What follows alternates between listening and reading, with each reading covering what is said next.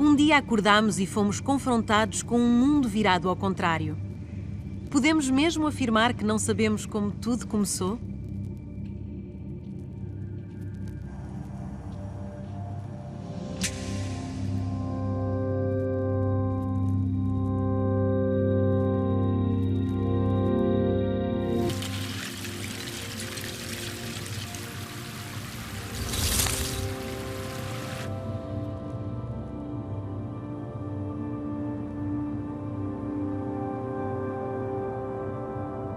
Todas as epidemias são peças de teatro.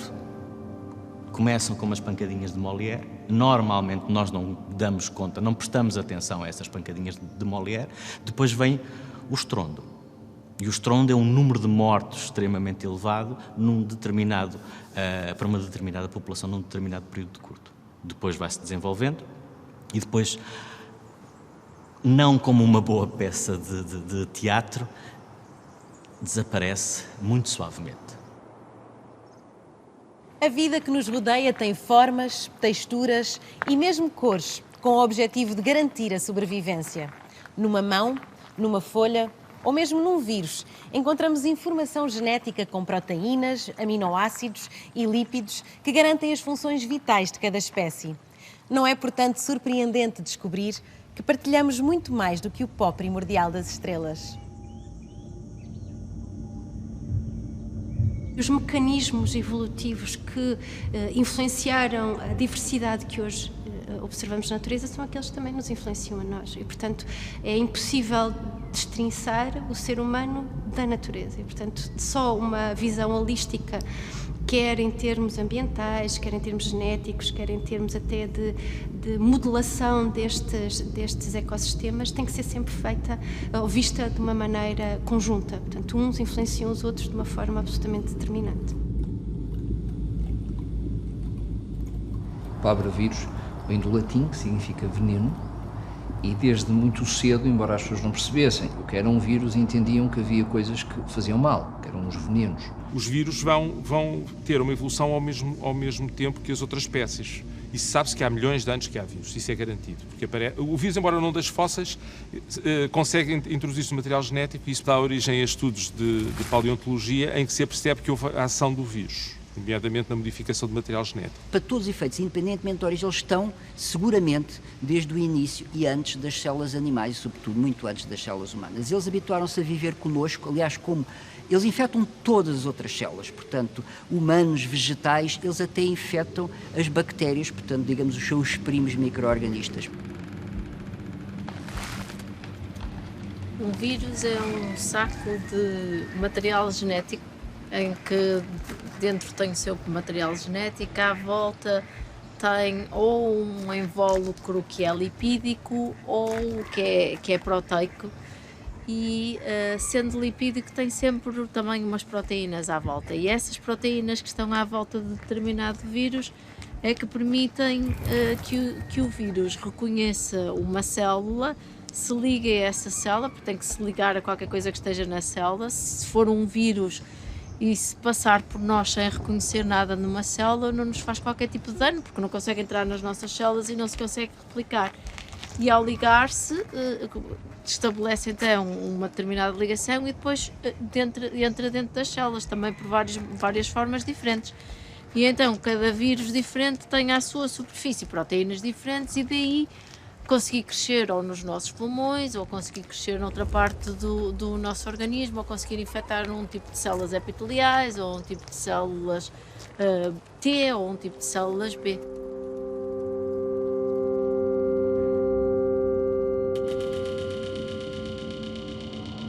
Tem-se discutido muito se serão seres vivos ou não. Essa começa logo a ser a primeira grande questão. E há pontos contra, há pontos a favor. Os pontos a favor são, por exemplo, o facto de ele ser capaz de se replicar, ser capaz de evoluir, e, portanto, tem há uma seleção natural, portanto, ele pode criar mutações e vai evoluindo ao longo do tempo. E essas são, de facto, as grandes razões para podermos dizer que são seres vivos. Tem outro problema. Ou seja, não é considerado um ser vivo porque lhe faltam as ferramentas necessárias para se reproduzir sozinho, para crescer, não é? Um vírus não cresce para conseguir reagir a estímulos, para ter uma resposta ou para ter um determinado metabolismo. Parte do nosso genoma, isto se calhar é um pouco chocante para a maior parte das pessoas, mas parte do nosso genoma humano tem uma quantidade importante de sequências, ou seja, de quantidade de genoma que veio de vírus, e se calhar, e mais, e que essa quantidade pode, de certa forma, às vezes controlar algumas funções celulares. Enfim, nós vemos que realmente a nossa interação com os vírus é muito mais profunda do que aquilo que nós alguma vez imaginamos. E os vírus também são sociais. Não têm únicas, exclusivamente características biológicas, têm também características sociais, porque se relacionam intimamente connosco. O meu nome é Jorge Varanda, sou professor do Departamento de Ciências da Vida da Universidade de Coimbra, ensino Antropologia, trabalho com saúde global já há vários anos e estou aqui porque trabalhei também com emergências virais, nomeadamente dos HIVs.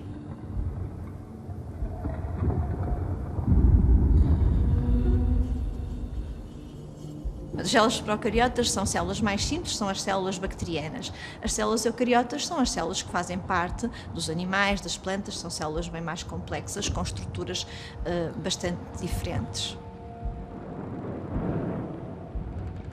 Final do século XIX, princípio do século XX, descobriu-se um novo filtro que era capaz de filtrar partículas muito pequenas e isso permitiu a que se conseguisse separar bactérias de outras coisas mais pequenas e que se utilizasse esse filtrado, não é? Ou a parte que tinha passado e que tinha sido separada das outras bactérias e assim, e utilizar para provocar doença, neste caso em plantas. Felizmente, os avanços tecnológicos relacionados com a sequenciação massiva de genes permitem-nos hoje em dia fazer prospeções, quer ao nível de plantas silvestres, quer ao nível de plantas cultivadas, sobre a abrangência e a diversidade destes organismos que afetam transversalmente todas as formas de vida.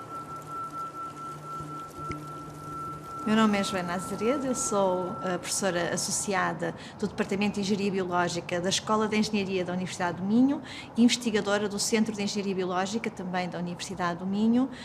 E estou aqui hoje porque o meu trabalho de investigação está relacionado com vírus, vírus que infectam bactérias.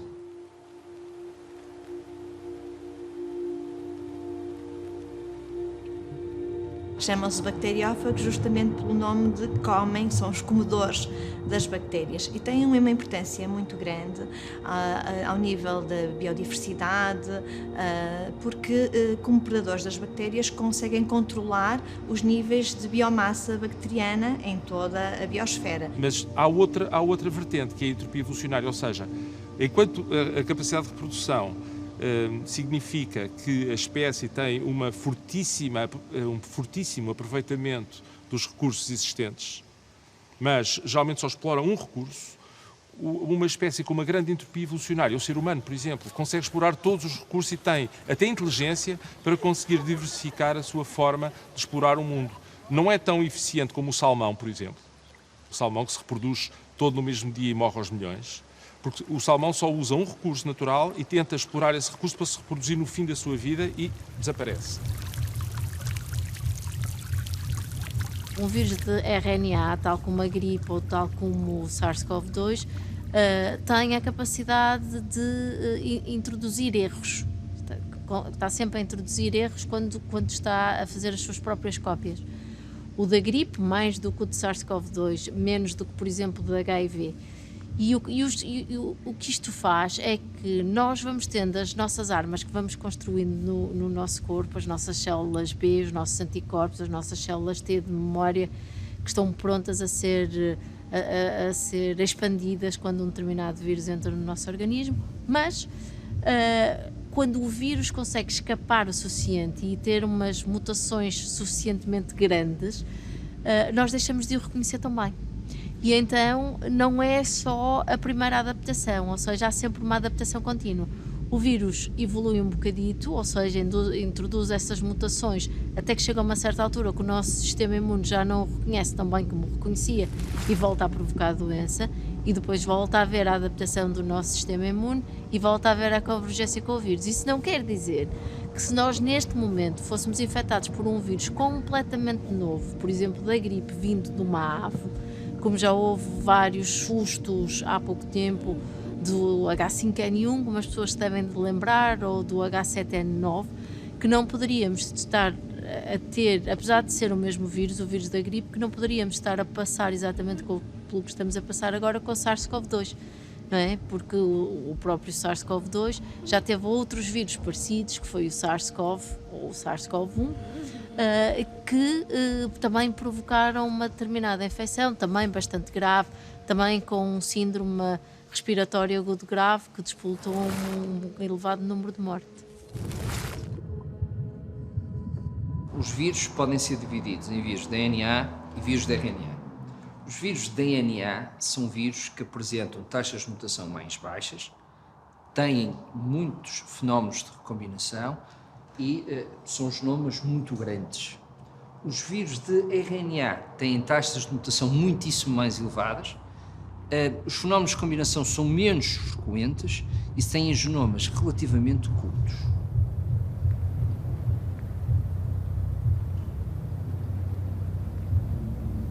O Sol e a Lua marcam o compasso da vida na Terra. A natureza adapta-se ao terreno e forma cadeias de resistência às condições adversas. E mesmo na competição pelo espaço, ganham aqueles que tiverem as melhores estratégias.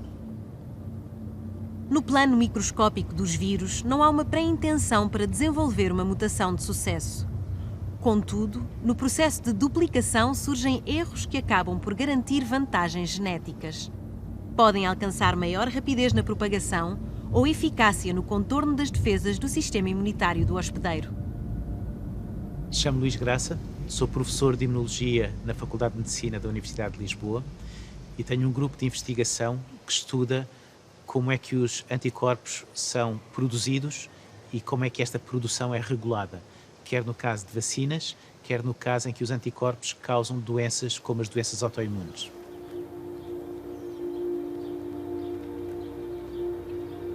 Todos os seres vivos estão permanentemente em mudança e em adaptação ao meio em que vivem. Isto foi algo que Darwin nos ensinou e que é a base da evolução. Nada está estático, tudo está permanentemente em mudança e em adaptação. As bactérias adaptam-se aos antibióticos e criam bactérias resistentes a estes antibióticos, e também os vírus se vão adaptando aos seus hospedeiros, sejam animais, sejam seres humanos. E por isso é que em alguns momentos pode haver alguns vírus que passam a estar melhor adaptados ao ser humano e saltam de uma espécie para a outra e podem dar origem a doenças pandémicas, por exemplo, por passarem a estar com capacidade para infectar seres humanos que nunca contactaram com esses vírus e por essa razão não têm defesas ainda contra essas infecções. Os vírus competem uns com os outros, são parasitas e competem uns com os outros. Aliás, as próprias variantes dos vírus competem umas com as outras. Como é que elas ganham vantagem evolutiva? Claro que o vírus não pensa, o vírus não tem comportamento autónomo, está a caminho entre o ser vivo e uma espécie de pequeno programa de computador que só serve para se replicar e fazer estragos. Mas como é que os vírus ganham, então, vantagens sobre os outros? Há duas formas. Ou aumentam a sua entropia evolucionária, ou aumentam muito a sua capacidade de reprodução.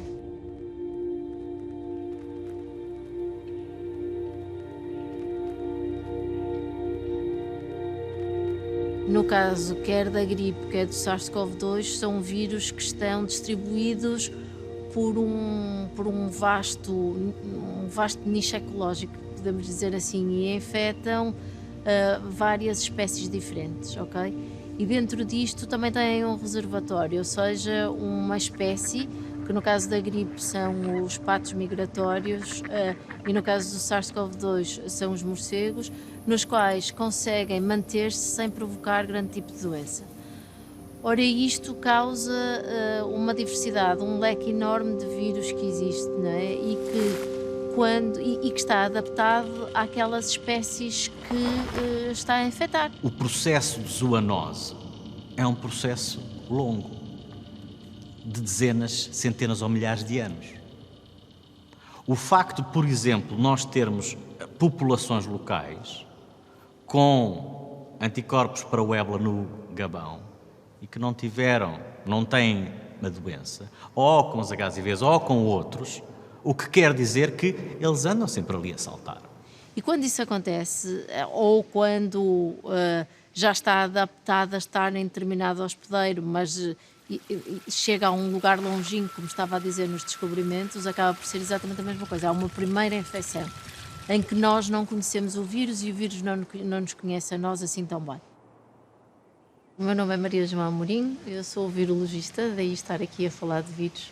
Trabalho há mais de 18 anos com o vírus da gripe e agora, ultimamente, desde que apareceu o SARS-CoV-2, tenho também estado a trabalhar um bocadinho com este vírus para tentar perceber como é que podemos diagnosticar mais rapidamente e de uma forma mais eficiente o vírus nas pessoas que estão infectadas.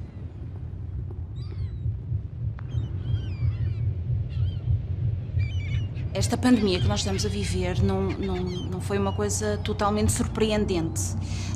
Eu tenho lido, por exemplo, artigos de 2013 ou 2004, em que está previsto que vai acontecer,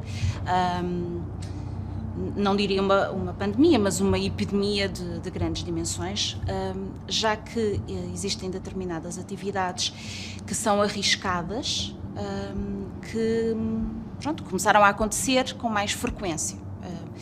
Quando eu digo mais arriscadas, significa que há o contacto entre as pessoas e os fluidos dos corpos dos animais que podem eventualmente estar infectados, ou então a ida das pessoas a determinados ambientes onde podem existir esses agentes infecciosos.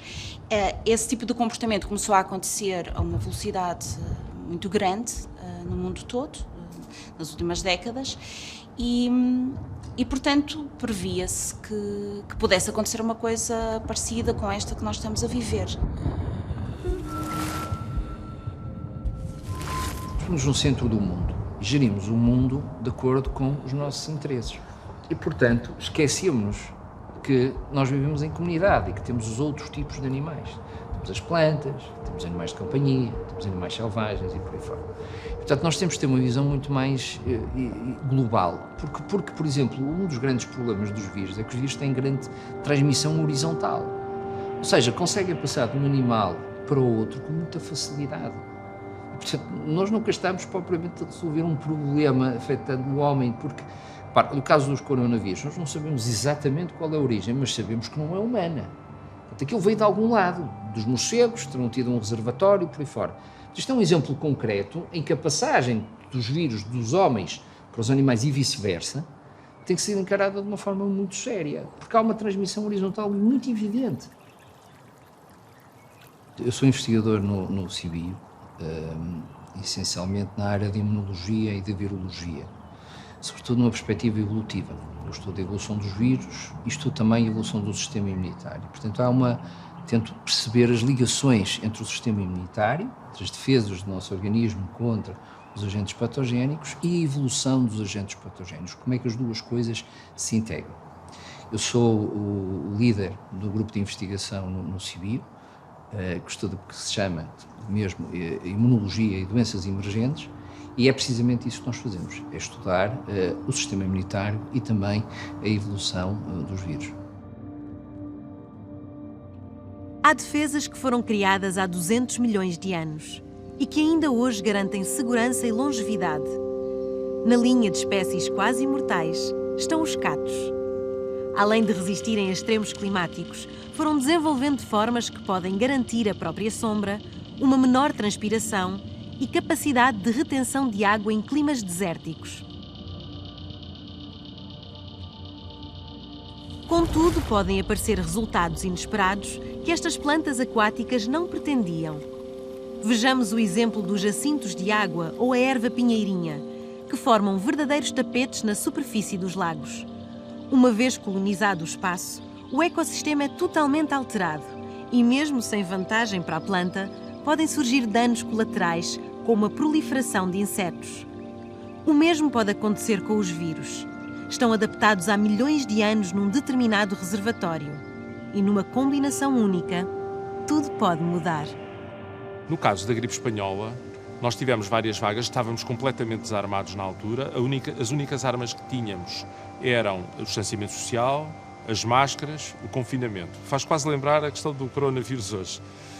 Só que hoje conseguimos desenvolver uma vacina muitíssimo mais depressa. O que é que acontece quando não temos arma nenhuma? O que acontece é que muitas vezes é impossível controlar o vírus. O vírus vai se manter na população e vai produzir várias vagas. Quando o número de pessoas imunizadas já é muito grande, não há contactos entre pessoas infectadas e pessoas suscetíveis, porque há essa barreira de pessoas imunizadas à volta. E então o vírus deixa de se propagar e desaparece de circulação.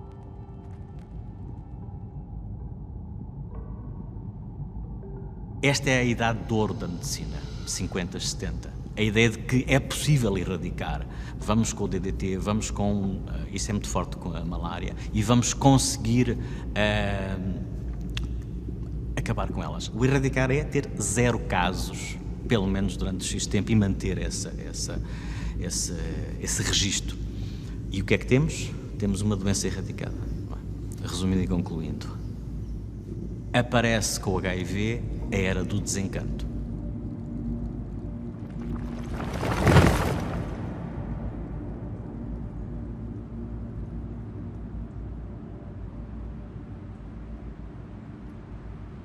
Quando se consegue definir que, por exemplo, um SIV, por norma, tem mais de 70 mil anos, ou seja, está nas dezenas de milhares, o que nós começamos a perceber é, o que é que aconteceu aqui, neste momento histórico, que permitiu que não 1, não 2, não 3, mas sim 13 HIVs tenham saltado.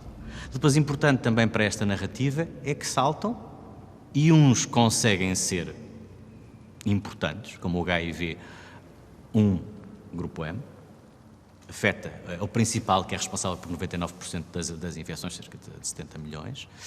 E depois temos outros minúsculos. Temos o HIV2A, que é o que eu estudo e está relacionado com a Guiné, e o HIV2B, e que ambos estão estimados em que tenham afetado cerca de 1 milhão, 1,5 milhão de pessoas.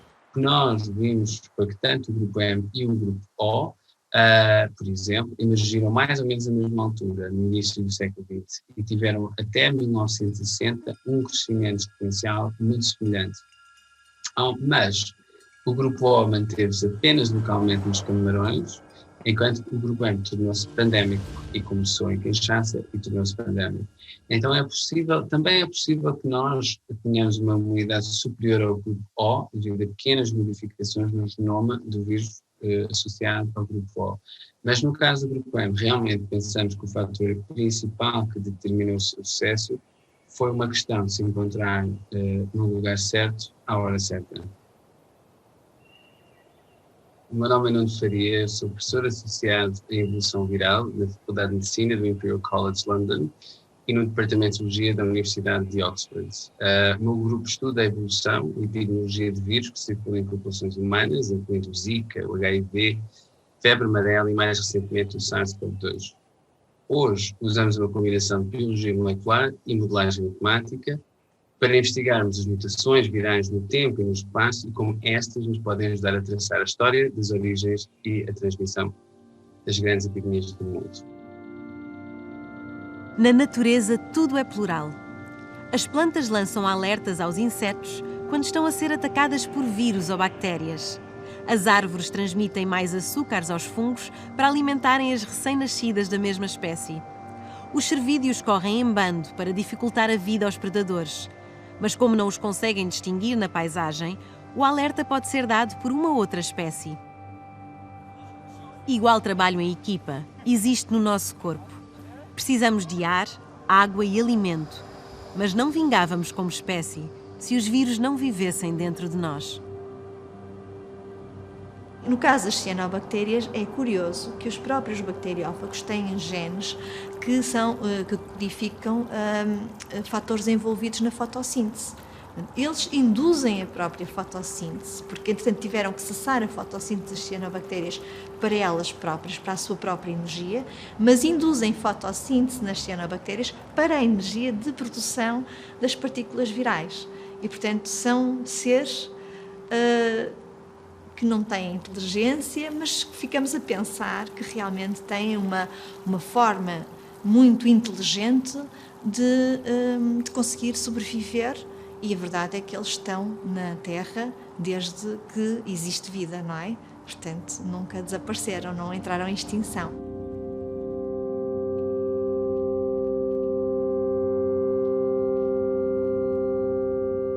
O clima na China tinha mudado tanto, tinha havido uma alteração nos ecossistemas. Então o que é que aconteceu? Nos últimos 100 anos a alteração foi tão dramática que o ecossistema que está lá agora é propenso para que as populações de morcegos se fixem.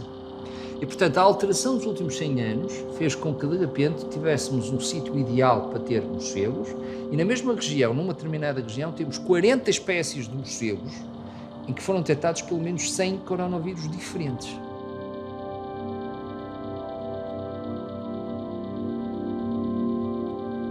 Podemos também, em última análise, como fazemos naturalmente, culpar a natureza. E isto é interessante porquê? Porque passámos de ver, quando eu lhe digo que nos anos dourados a natureza era vista benigna, estática, com pouca capacidade de nos ameaçar. Portanto, nós seríamos quase que estaríamos numa comensalidade, seríamos comensais nesta terra.